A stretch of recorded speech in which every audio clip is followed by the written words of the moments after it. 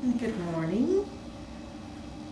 Can I see a show of hands of how many people here today have had a feeling of being overwhelmed or being stressed this week? Well, it looks like the majority of you. Well, my name is Dr. Alberta Quaidoo, and I'm here today to talk about stress and anxiety management. And stress, as you know, plagues each and every one of us, whether we care to admit it or not. But then life is full of changes, isn't it? And change is what causes stress. So I guess it's safe to say that stress is the essence of life. So finding ways in which to address and manage stress is, I think, of paramount importance. Wouldn't you agree? Absolutely. Well, before we get started, I'd like each of you to take a moment and jot down the one thing that's going on in your life now, today, at this very moment, that is creating a lot of stress and feeling of being overwhelmed. Please take a moment and do that now.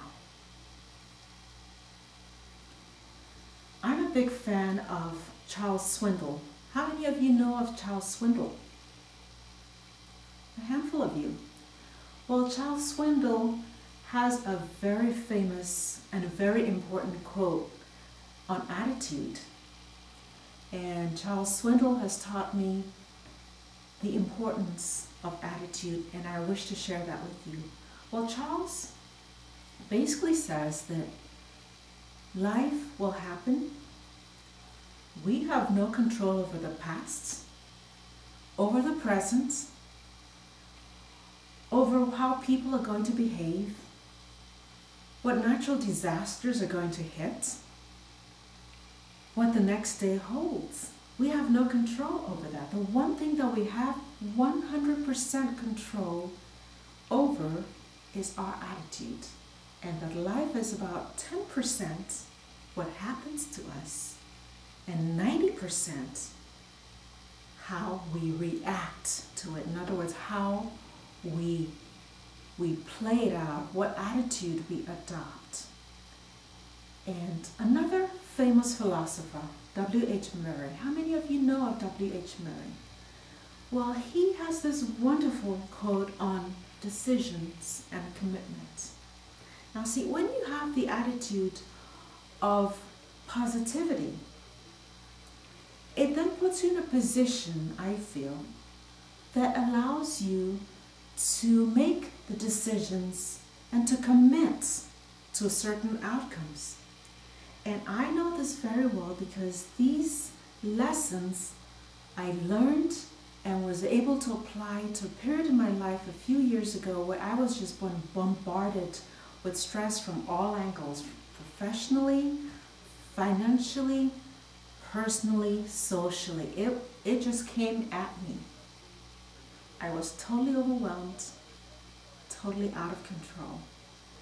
And it was these lessons on attitude and decisions and commitment that helped pull me through that period, got me to take a look, stay focused, stay grounded, and come out swinging.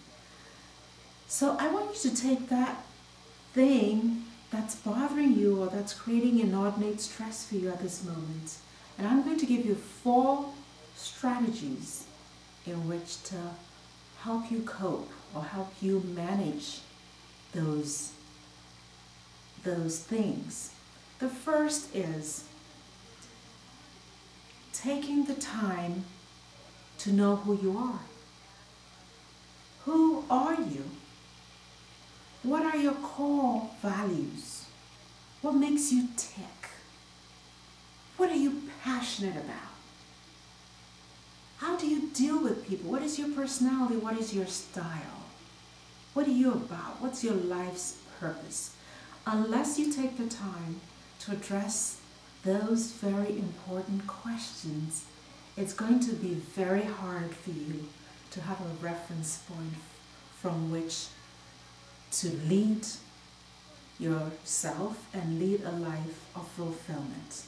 Now the second thing is making the decision to commit to lead a healthy lifestyle. And by that I mean eating healthy foods, drinking the right amount of fluids and water, getting adequate rest, taking time out to have some fun and humor in your life, avoiding habits like smoking, drinking, taking drugs, and any habit that undermines your physical health and sense of well-being.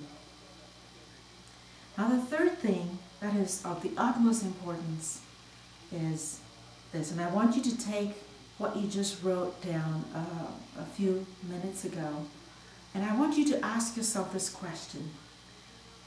Is this thing that's happening, that's creating the stress, something that I can control? Now it's either yes or no. If the answer is yes, then you need to ask yourself some very specific questions. And I'll caution you, avoid asking questions that begin with why. Because you know, when you ask why, it opens you up to rationalizations, excuses, and helps you to play the role of a victim. Rather ask, how? How can I get through this? What direction do I need to go? When you ask how questions, it opens up your creativity. It moves you towards finding solutions. If it is indeed something you can control, ask how can I adopt, alter, or change or minimize it so that I can cope. Now, if it's something that you have absolutely no control over, you also have to ask yourself some very specific questions. How can I accept the status quo, being that I cannot control it? And how can I begin to adapt to it? And last and foremost, it's not enough to just ask the questions. You have to follow through with definite action.